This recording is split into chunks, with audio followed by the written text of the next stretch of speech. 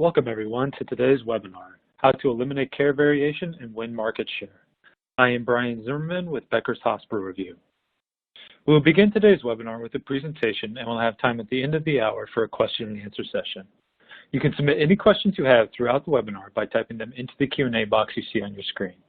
We're looking forward to hearing your questions. We will also have a series of survey questions following today's webinar. As the webinar closes out, the survey questions will pop up automatically on your screen. Please fill out that survey before exiting the webinar. We thank you in advance for your participation.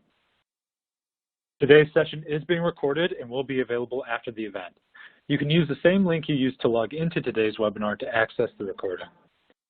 At this time, it is my pleasure to start today's webinar by introducing our presenters. In May of 2015, Dr. Mary O'Connor became the inaugural director of the Center for Musculoskeletal Care at Yale School of Medicine and Yale New Haven Health, leading the creation of a new value and patient-focused model of care delivery in an academic medical setting.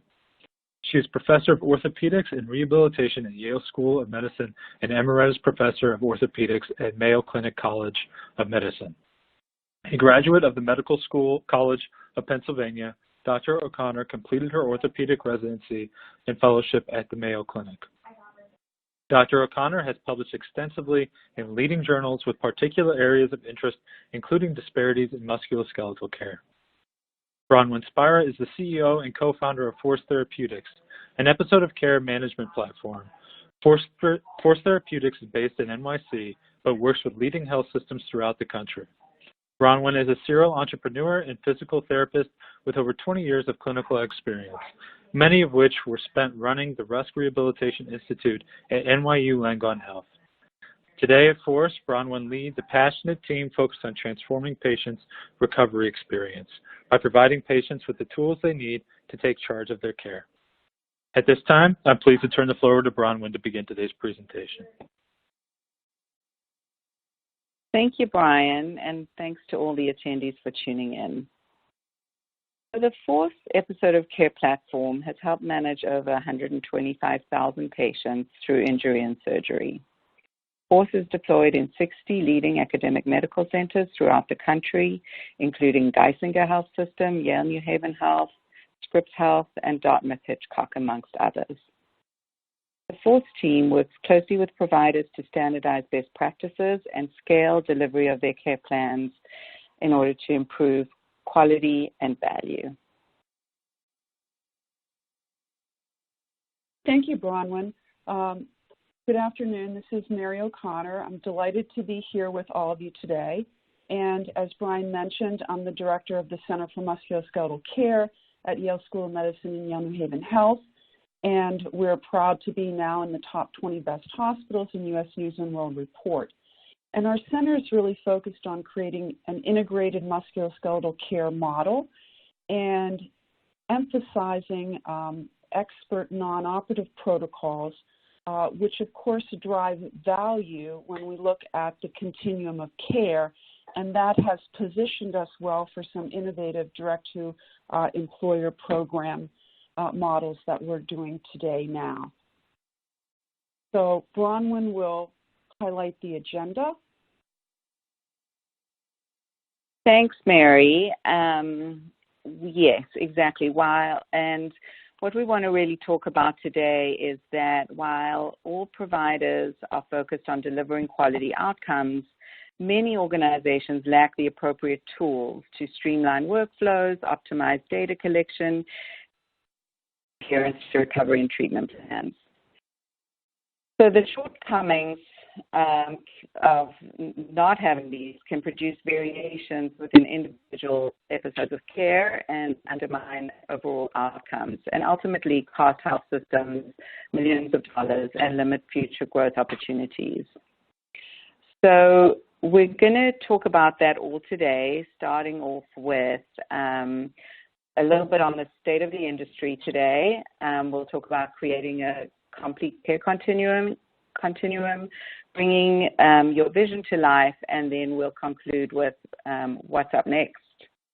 So to start, we'd like to cover a couple of underlying themes in healthcare with a focus on the orthopedic service line stakeholders. So we think about the three key stakeholders in healthcare being the patients, the payers, and the providers. Today, patients are savvier than ever when making decisions on where to receive their care. This should be a key consideration in orthopedics, where many surgeries are elective and patients are increasingly able to access cost and quality data. So they have more enhanced decision-making capabilities than they've ever had before. We've seen patients search for convenience and connection in addition to high-quality surgery. And if you think about it today, people can do everything in a digital environment. They can book their travel, do their banking, communicate with friends and family, and it just makes sense that they should also be able to connect to their care teams at this critical period of their lives. So once patients have made their decision where to receive care, they need and actually expect to be more empowered, to be actively managing their own outcomes as opposed to being passive recipients on their care. And we'll go into this in a little more detail in a moment. From the payer's perspective, we're seeing CMS and self-insured employers encouraging competition in the market and rewarding value. CMS's administrator, Seema Verma, repeatedly talks about paying for outcomes, not process, with competition in the market creating positive incentives for high-value centers. On a national scale, self-insured employers are recognizing and even seeking out centers of excellence and steering patients across the country to receive the best care. But in order for health systems to play in the sandbox, commercial payers and self-insured employers are demanding quality outcomes delivered at scale. So for providers, we're seeing a lot of high-value centers emerging as super centers of excellence, meaning there's a trend towards one or two large, efficient systems that control a significant proportion of any given market. The shift to value-based reimbursement and outpatient surgery means there's a higher margin for error and increased pressure to deliver high patient satisfaction and quality. So patients, as we mentioned before, patients are savvier and more empowered to be active members of their own care.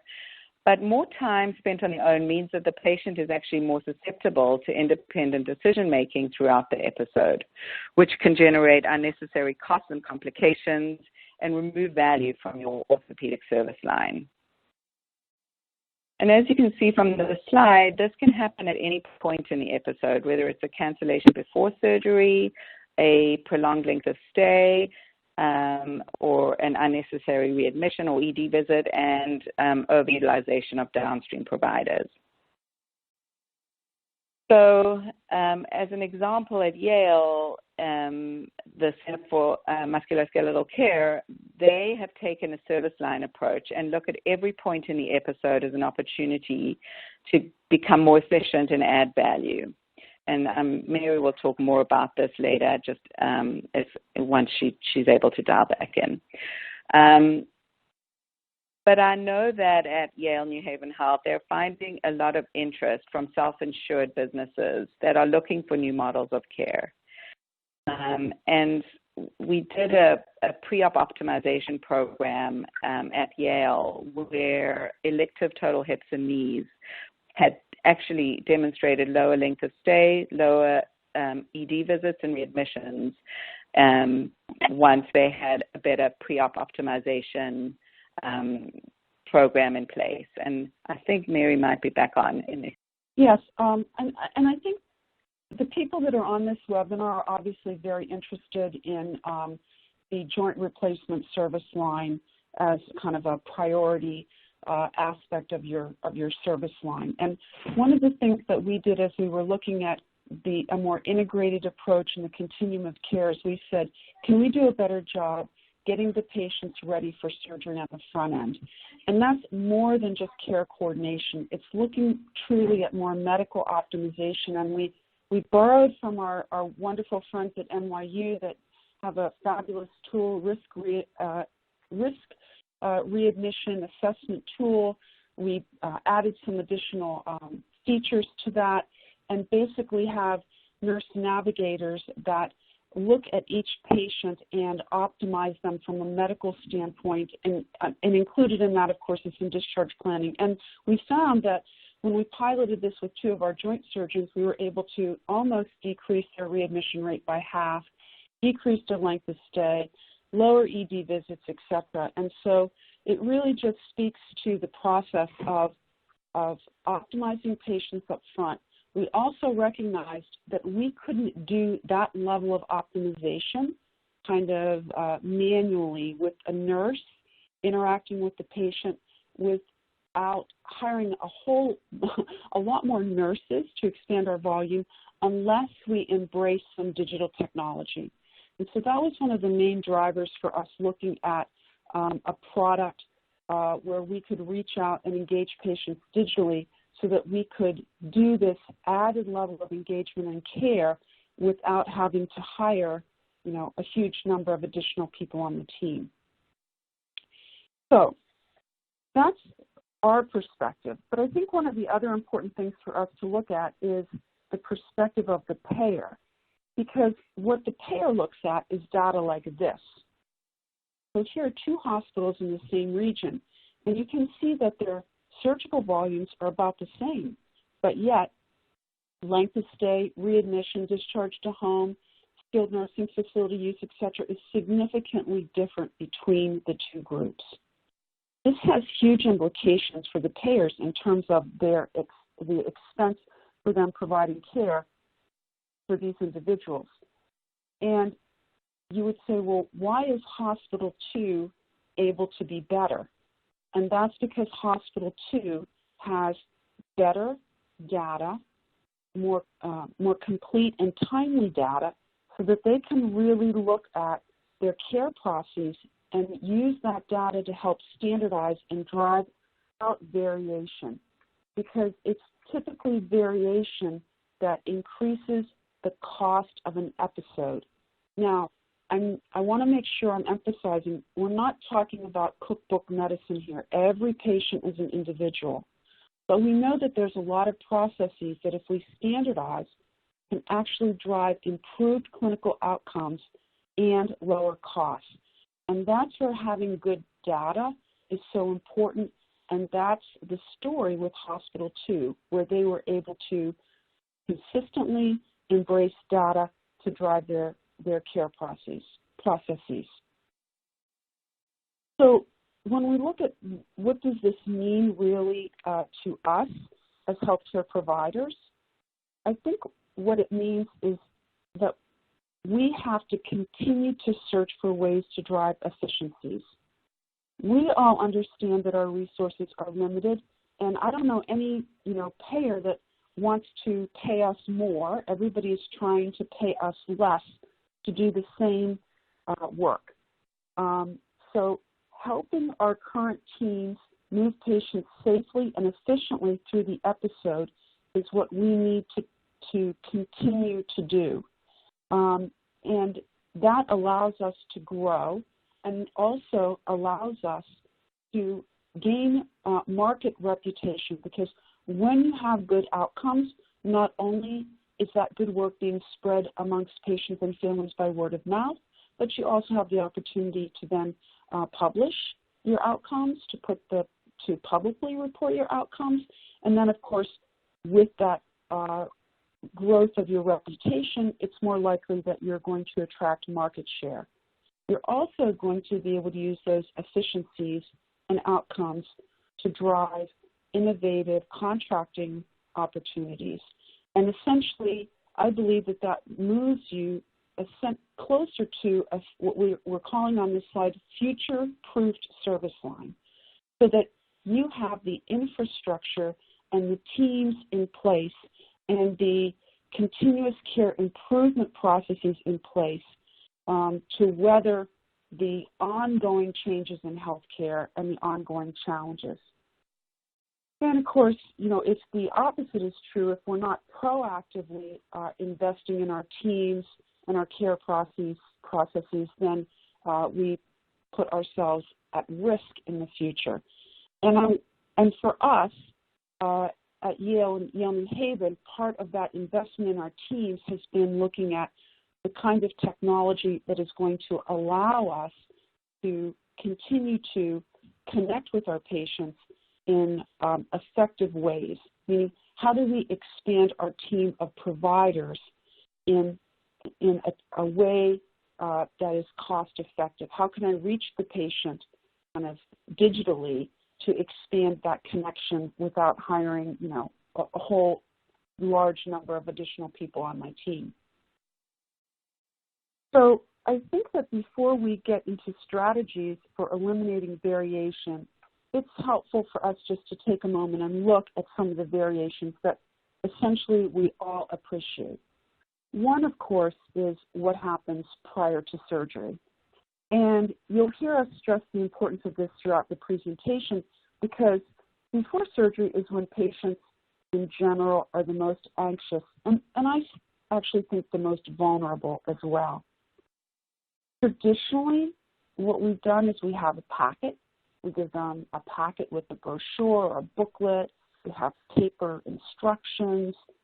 We give them this material when they come in to the office to see us, and we hope that the instructions that we have on those papers and in that booklet is the same information that everyone on our health team is sharing with the patient. And I know that we all appreciate the challenge of that, because our patients interact with our teams at many different touch points. And it's difficult for us to always have the same level of consistency on our teams. For example, if we had one of our nurses on our joint service line was out ill, and we had another nurse substituting, and that nurse, who's a very smart individual, simply doesn't have the same level of knowledge and experience regarding the total joint protocols and service line as our regular person. And these are unavoidable variations in our teams. So the more that we can standardize the educational process to the patient, I think the better off we're going to be. We also ideally have a method of communication between our team members that is efficient and consistent. Many times we still have people texting each other, or we'll see little sticky notes up because the nurse or a medical assistant put a little sticky note up on the computer to remind him or her of something that they need to do on that patient. And that, of course, is a higher level of risk in terms of variation in a process, because it relies on that individual to remember to look at the sticky note and to do that particular activity. So if we have technology that helps us eliminate that risk of variation, then that obviously is better. The final point I want to make is about follow-up. And follow-up is, are we getting that patient connected to us in a timely manner? Once they leave our direct care, and that, of course, has become shorter and shorter as length of stays have become smaller. Patients are on their own, and they, left to their own devices, they can do things like just show up in the emergency room. And that is not what we want. We don't believe that that is the optimal way for that patient to be seen if there's a concern. The far better way is for them to be seen by their care team, not an emergency room physician or nurse. So really being connected with the patient post-discharge is another important aspect in terms of controlling variation. So Bronwyn, I'll turn it over to you for this next section. Terrific. That was a great summary of some of the things that we've seen a lot of orthopedic service line health systems struggle with. And so I thought we'd take a little time in the next couple of slides to look at some proven strategies around creating that comprehensive care continuum and some of the opportunities where technology has helped implement, evaluate get that data, iterate on that data. And we've actually, as a company, been looking at this and studying it over the past 10 or so years. So Mary mentioned kind of the touch points that are key. And I think to just go back to the first way to tackle this is we first have to identify the unique essential touch points. And this will vary, obviously, from health system to health system, care team to care team. But if you think about it, you'll probably be able to identify your own touch points that are essential in your health system. Once you've identified them, you'll need to standardize your care teams around these touch points, and then you want to optimize everything in between. So as we go through this in more detail, it is important to understand and solve these challenges from the perspective of the patient. Everything we're doing at the end of the day, we really want to work to improve the patient experience and the patient's outcomes. So let's dive into the idea of essential touch points a little bit. And these are really the 3 to 4 most important or irreplaceable interactions you may have with your patients. They can be difficult to identify, but let me give you some ideas. So, for example, if you know that patients are calling into your center feeling anxious with questions and concerns around 10 days pre-op, you know that that's an area for improved and standardized interaction. Label it as a touch point. When are patients typically readmitting themselves in your service line? Label that as a touch point. When are patients on their own outside of the system seeking additional care that may not actually have been part of their discharge plan, like extra outpatient physical therapy visits, home health if it wasn't prescribed for them, going into the emergency room? That would also be considered as a touch point, so you should label it. And you need to be very problem-oriented at this stage. We often see care teams stretching themselves too thin by manually trying to engage patients at 10 to 20 different points over the course of an episode. It's virtually impossible to expect these interactions to be impactful, meaningful, and especially without adding additional FTEs, as Mary was saying. So the data will help you understand and show you where to invest your time and resources. Risk identification and optimization in the pre-op phase of an episode always will result in a better episode, shorter length of stay, reduced readmissions, as we spoke about, but it will also improve the functional outcome scores. So this is a good place to start thinking about where to invest your time and care. The next strategy is then to actually standardize your care teams. So we need to identify goals for each of the key interactions that you've identified. So again, the pre-op touch point is an excellent place to start. It's a critical touch point to optimize patients for successful recovery, or you may be looking to enable same-day discharge. So at this stage, it's important to assess a patient's preparedness and comfort with their discharge plan. And so from this interaction, it helps us understand how best to manage expectations on a per-patient basis. And the same thing actually applies later on in the episode. If we see that patients are veering away from their plan of care, we need to reinforce their goals or expectations for that phase, as well as help them cope with pain, anxiety, or whatever challenges they may be experiencing at that time. And I want to reiterate that technology won't replace personal interactions, but it can certainly help to enhance the touch points by providing insights for clinicians so they can be very personalized in their responses to any technology interactions they're creating. So once you've identified and structured and standardized your touch points, then you can standardize your care teams.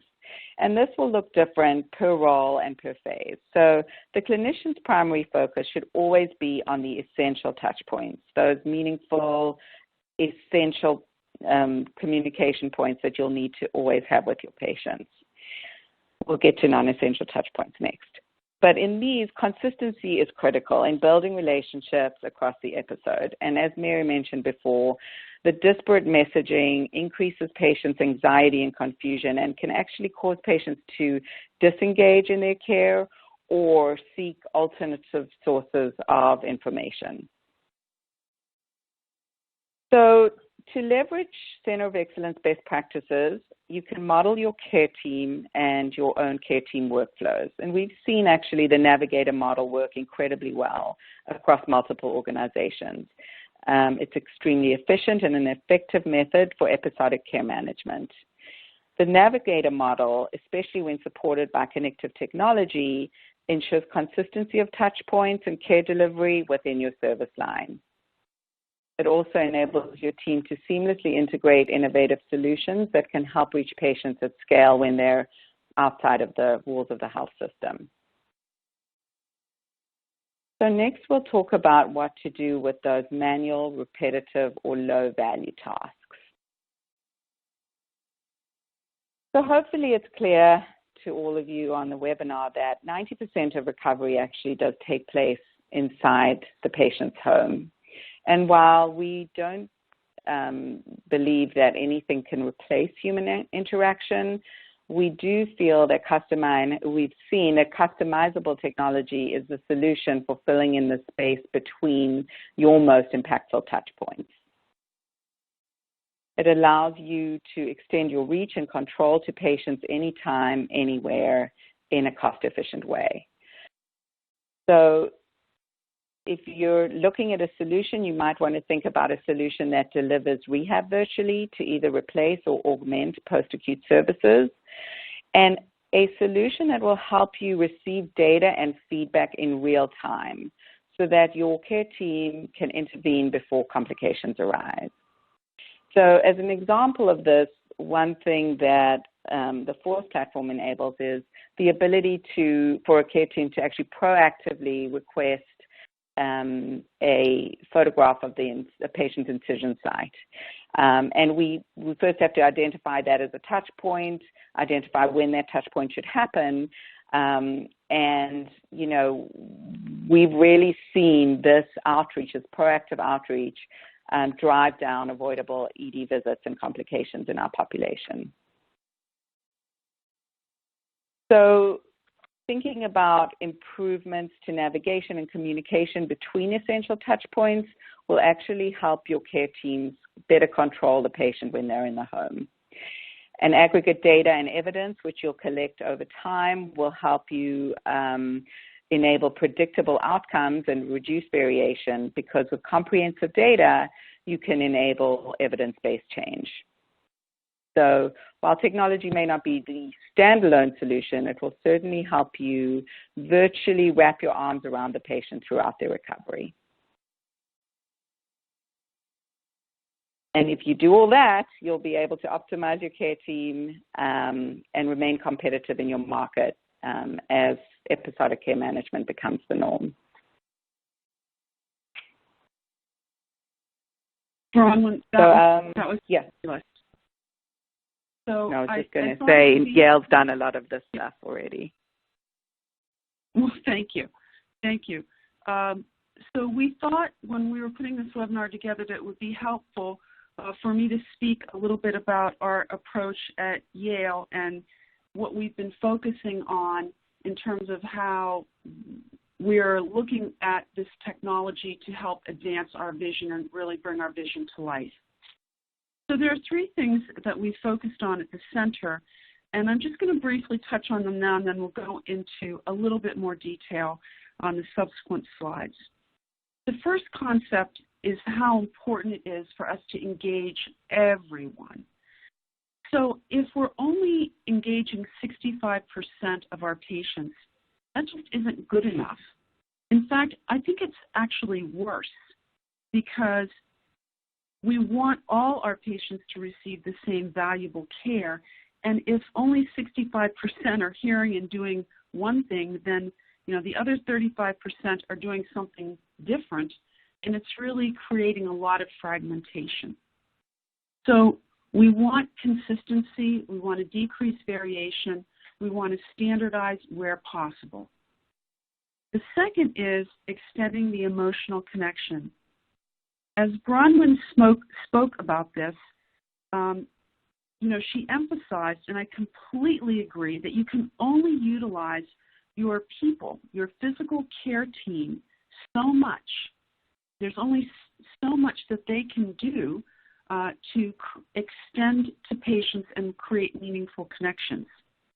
And if you want to do more than that, you either have to have the money to hire more people, or you have to embrace technology to help you drive connections in those what we call, those non-essential touch points. The less essential, I choose to think of them as less essential. The touch points where we can connect and do it effectively through technology. And the third is to really look at the full experience of the patient. I think everyone on this webinar is very familiar with patient-reported outcomes, but really looking beyond those, understand the total experience is what is going to drive patients back to you. It's going to drive your reputation, and it's ultimately going to drive the satisfaction that you and your team members get, because at the end of the day, we're all in healthcare to take care of people, and we want to take good care of our patients, and we want them to have a great outcome. And so celebrating those successes with the team, I think that's very meaningful. So as we look at strategies leading to growth, we're going to go through these three areas that we've been focused on in a little bit more depth. So placing patient engagement at the front of our service line operations will lead to more consistent outcomes and will make our work and our care more attractive to patients. When we think about it, everyone in this country probably over the age of 10, regardless of their upbringing and probably pretty much regardless of their social status, has a smartphone with them essentially at all times. And so that is a fabulous way for us to continuously engage patients and reach our patients. We also recognize that, we're not always working with affluent patients. And, if you are working, if you're in a market where you have mostly affluent patients, you're at risk of that market shrinking. We have become a nationally recognized center in musculoskeletal care with our focus on engaging patients. And as I mentioned earlier, everybody is looking for that higher outcome at a lower cost. I mean, patients have out-of-pocket expenses, payers have expenses, healthcare costs, continue to rise, and all of us need to figure out these solutions together. The second thing that I mentioned is extending the connection, right? We see variation with patients in terms of some are even doing same-day joint replacement surgeries now, right? Some patients go home the same day. Other patients stay one night. Some patients still stay 2 nights. Of course, we've moved to more and more discharge to home, but there is still some variation based on the needs of the patient. So the right technology solution can be very helpful, and if it can be customized, that really helps us extend our connection and our voice to the patient. So that reinforces the relationship that we built with the patient in our face-to-face interactions. We have found that patient satisfaction and willingness to recommend is increased, and also that there's essentially the halo effect.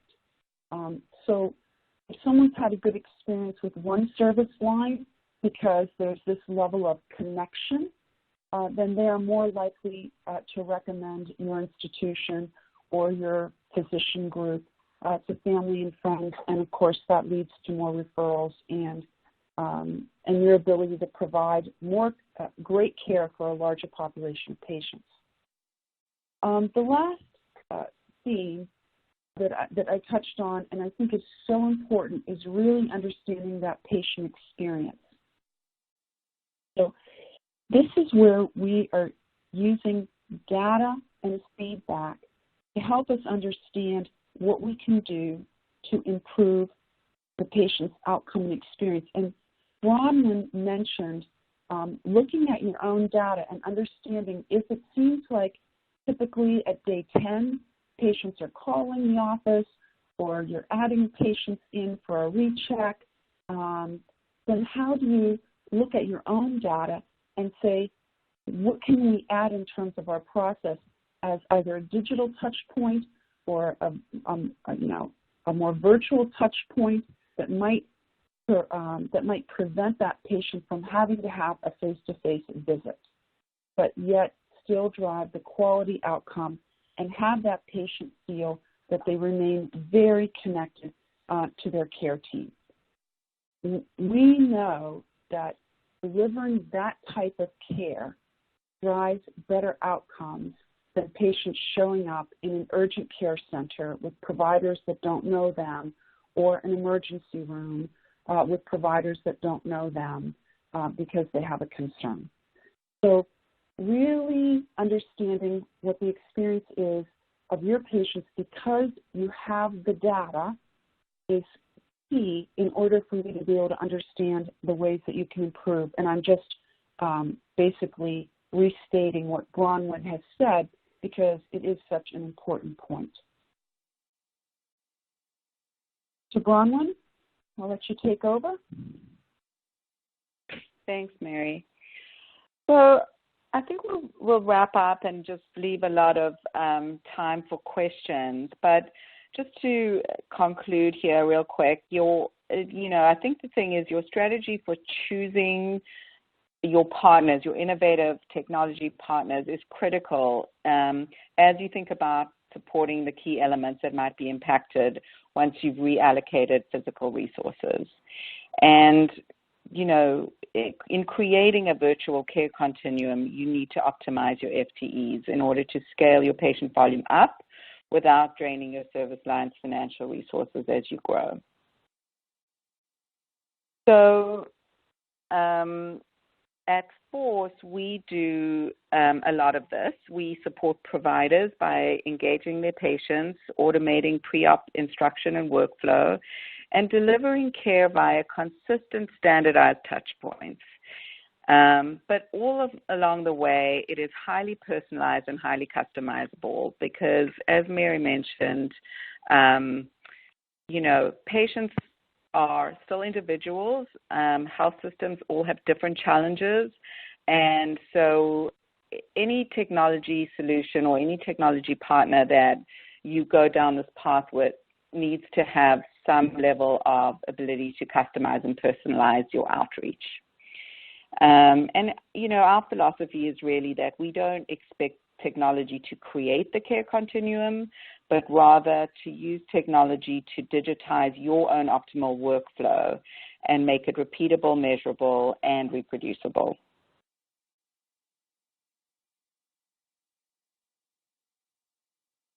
So I'm going to make a few comments about what I think is coming up next for all of us in this very rewarding and challenging field of healthcare. And the first is that payers are going to continue to reward value. We have to, I think, embrace declining reimbursements and lower target prices. Now, I'm not saying that we're trying to all race to the bottom with payers because we do deliver very valuable services and we should be paid for the work that we provide and the skills that we have. There's certainly other very appropriate arguments about risk adjustment that we're not getting into in this webinar, but in order for us to remain competitive and to grow our teams and grow our market share, we have to produce great clinical outcomes. And the more value that we can drive in those great clinical outcomes, the more attractive we're going to be to patients and providers. We understand that the elective procedure patient population is growing, but the resources are not. So the projections for total joint surgical volumes continue to increase. Now, not at the same projected level that they were a few years ago, which was just kind of craziness, but nonetheless, there is no indication that volumes of total joints will decline. It should grow, continue to grow in the next several years. And so we have to figure out how we're going to be able to manage that patient population growth when we don't necessarily have significant expansion of resources. I think the key to that is to really utilize innovative tools to drive improved outcomes and to improve the patient experience. And I can't stress the patient experience enough, because if we're doing that correctly, then we're going to have grateful patients and we're going to see higher volumes. When we see higher volumes, then that is going to drive our ability to have additional resources to support our teams and do innovative things and create, gain-sharing models. So success breeds success, and we want to be able to look beyond what we're doing right now and create other really, kind of fun things to do with the service line. One of the things that we're doing here at Yale is, as I mentioned, looking at that musculoskeletal continuum of care and focusing on non-operative management and shared decision-making tools as well on that preoperative, for the preoperative component, non-operative component. And then, of course, there are always patients that need surgery, and then they get obviously referred to the surgeon and in the model of our care standards and protocols. So I think that we have a lot of challenges facing us. Our primary commitment is to our patients, and so our work is to understand how we can continue to drive improvement in our service line, and by that I mean high quality, great patient experience at the lowest possible cost, because that's what it's going to take to keep providing great care to our patients. So I'll close there. Bronwyn, any other closing comments from you? I think we can actually hand it off to Brian so that the audience can ask questions and participate in the discussion. That sounds great. Thank you, Bronwyn and Mary, for that fantastic presentation. And we will now begin today's question and answer session. Please submit any questions you have by typing them into the Q&A box you see on your dashboard, and we'll try to get through as many questions as we can. We've already had a bunch of great questions come in, and I'm going to go ahead and kick things off with this one. So this attendee asks, how are you analyzing real-time data to evaluate service line efficiencies and variation in care? You have to be able to identify opportunities for improvement to address issues. And how do you do that today? So I'll comment on that, and then Bronwyn, I'm sure, has some wonderful additional comments to make. I'll take something as simple as discharge planning. And you saw in the example of Hospital 1 to Hospital 2 the difference in use of skilled nursing facilities. So when we have that data and we can look at our different surgeons and say, for one surgeon, why are so many of your patients going to a skilled nursing facility, whereas another surgeon, not so many of your patients are going? What are the differences in your practices? And can we try and identify criteria that we internally as a team makes sense to us? Okay, this is a patient who should be discharged to a skilled nursing facility after their elective joint.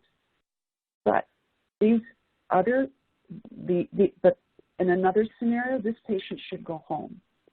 And those of us that take care of patients, we understand some of this, a lot of this may be driven by families where they're looking at the convenience or their their theoretical convenience of the patient going to a skilled nursing facility as opposed to being discharged to home.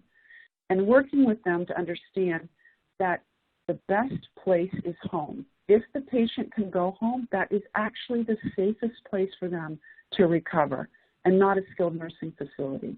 And when we have that data and we can share it with our surgeons, then we can start to change behavior and understand, well, why are you sending so many patients to a skilled nursing facility? I mean, we're looking to understand why your practice is so much different than everyone else's, and we've been able to then modify outcomes, change behaviors. I have never been able to change behavior of one of my partners or team members without data. Bronwyn, I'll let you comment on that further. That's exactly right. I think, when we look over a service line at multiple different surgeons using different implants, using different touch points, different discharge plans, the data, the outcomes data, patient satisfaction data, cost data can really help to inform where we can kind of leverage success and use the data to guide potentially any kind of sub-optimized pathways towards the more successful pathways. So, it can happen at any point on any scale, at any, every system has a different kind of KPI of what they're looking to improve, but, you can't manage what you can't measure. So it's always just about how do we get these measurements, how do we analyze them, and then how do we use that data to actually create care improvement and evidence-based best practices. Thank you both for those insights. And I'll move on to the next question I have here. So this attendee asks, regarding strategy number 2, how have other centers managed expectations throughout the episode? I can start that one, and maybe Mary can jump off. And I know Mary mentioned a great study that Yale did on managing pre-op expectations. And we've looked at this as well across an episode, and we found that expectation management actually doesn't go away throughout an episode. It's very important in later stages. As an example, in the era of the opioid epidemic, we've done a lot of research on managing patients' expectations around pain. Patients are typically very anxious about what to expect, how will they manage their pain. And in one study, we looked at pain data for over 30,000 total joint replacement patients and found a consistent, predictable pain spike on post-op day 3, and we were actually even able to target that to the hours of between 1 and 2 p.m. So we used this data to be action-oriented, and so now what we can do is create a touch point pre 1 p.m. on day 3 or, the evening of day 2, and explain to the patient, here's what to expect and here's what to do about it. So I think that's just an example of taking a data point and turning it into actionable, meaningful, a touch point that can actually help advise patients preemptively on what to expect and really reduce their anxiety around this kind of a thing. I don't have anything more to add to that fabulous explanation and comment. That's great. We'll go ahead and move on to the next question then. So this attendee says, thank you, Dr. O'Connor and Bronwyn. This was informative, and I think this targets areas of need in the continuum of care. What data do you have around how this platform has improved readmit rates, cost of care, patient satisfaction, and or MD satisfaction? Bronwyn, I'll make a brief comment, and that is that we are early. We are using FORCE, but we don't have the numbers of patients that Bronwyn has in terms of all of these centers where force is deployed. And so I think that Ron will have a better response to this question. Yeah, happy to answer it. And again, we've looked at hospitals all around the country, different types of hospitals in a different phase of evolution in their trek to value-based care. And across the board, we've seen pretty much a 20% reduction in the length of stay at most hospitals. Our benchmark for our customers on force is around 1.9 days. We've seen across the board a reduction of 90-day readmissions of 15%. And we've looked at a lot of the post-op utilization. SNF utilization has been reduced around 20% in most of our health systems. So currently today, about 6% of our patients go to SNF. But, that's a big reduction compared to where we were. I mean, I think at Northwell, we reduced post-op utilization by 46%. And obviously, you can extrapolate the savings on all of those metrics. In our pre-op optimization pilot that we did, which we have now expanded and applied into force, we saw the 90-day readmission rates for two high-volume surgeons, basically, cut by 45 to 50%, depending on the surgeon. And we saw significant decreases in ED visits. So we needed a digital platform to allow us to do that same type of work with a larger number of patients given the same nursing resources. And that's what we're applying now, and happy to report on it in the future. But that's really what drove us to reach out and seek a digital patient engagement platform, was the need to be able to do that type of work more efficiently, and also the desire to have greater connection with our patients in a more regular manner, but without that being always driven by an actual human interaction. Mary, that's helpful, and I think that leads into the next question I was planning to ask. And I'd love it if you could take it sort of geared up for you. So what drove Yale to adopt and implement force?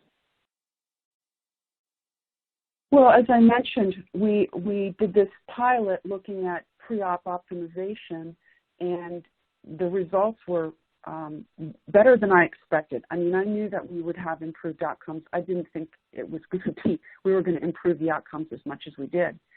And then as we talked about, well, how are we going to then apply this more broadly, it became clear that we needed technology to help us.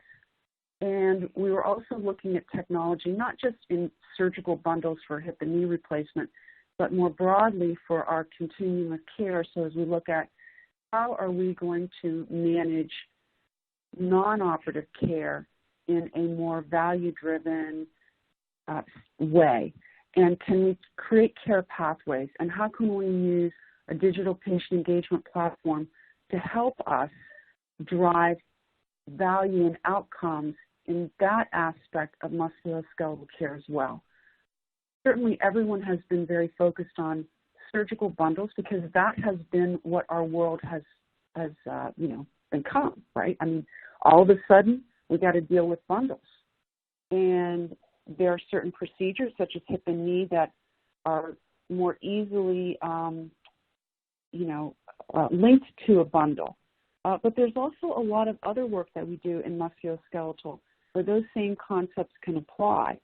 And so really taking the concept of care pathways, high patient connection, touch points that can be driven digitally across multiple musculoskeletal areas was what drove us to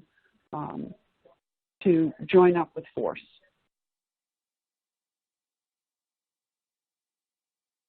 Excellent. Thank you for taking that.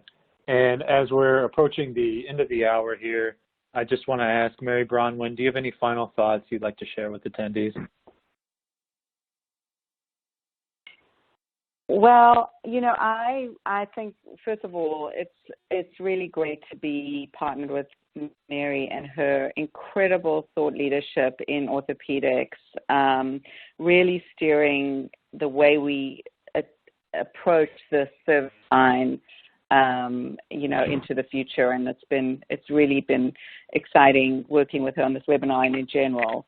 And I think, we're just excited for what's to come, and the data that we have exposure to that a lot of us have never even seen before, I think will lead to a new era of understanding, predictive analytics, the ability to really make clinical care decisions that are corroborated and supported by the data we have.